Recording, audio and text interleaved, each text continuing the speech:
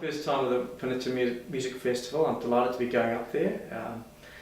Victor Jampolsky has invited me to guest conduct up there, and I know he and Stephen Alsop have been a great team for the last several years. It's a wonderful orchestra, and I've been up there a couple of times to hear them play, and really the hall and the whole summer is a really intensive time. Musicians are fabulous. They come from all around the country and continue to come back and perform. I'm very excited to be part of the conducting staff for this special concert of Baroque music and early classical music, and to feature such wonderful works, Bach, Cimarosa and Mozart.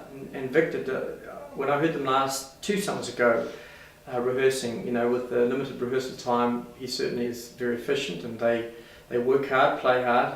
I know there's a lot of good tennis playing that happens, and it's just wonderful weather, Wisconsin summer. And Sharon Grutzmacher does a wonderful job as executive director. And I know that they get top-notch soloists.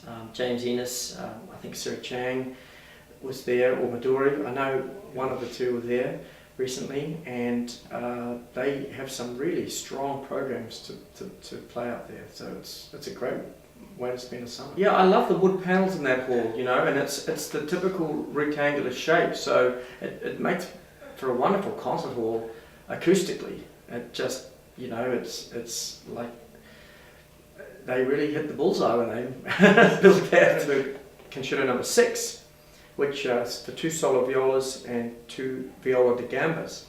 And when Bach wrote these 6 Brandenburg concertos, he had just recently returned from Berlin, where he'd been sent to commission a new harpsichord for his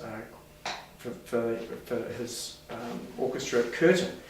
And so the Brandenburg concertos actually reflect the instrumentalists that were at his disposal. Very small number of ripiano or soloists against a small group of chamber musicians.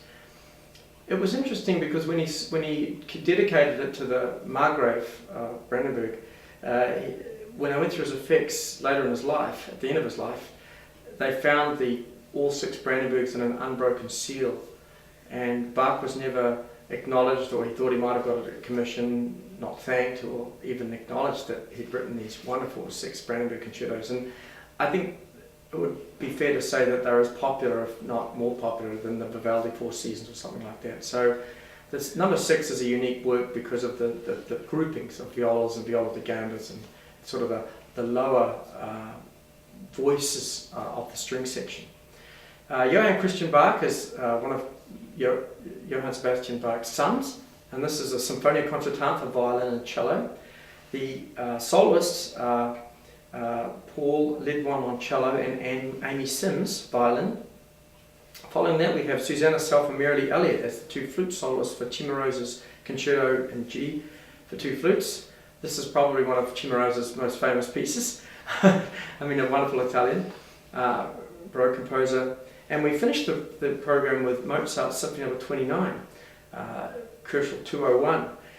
Around this time, this period, Mozart had just written several wind concerti. He'd written his string quartets. He'd come back from Vienna.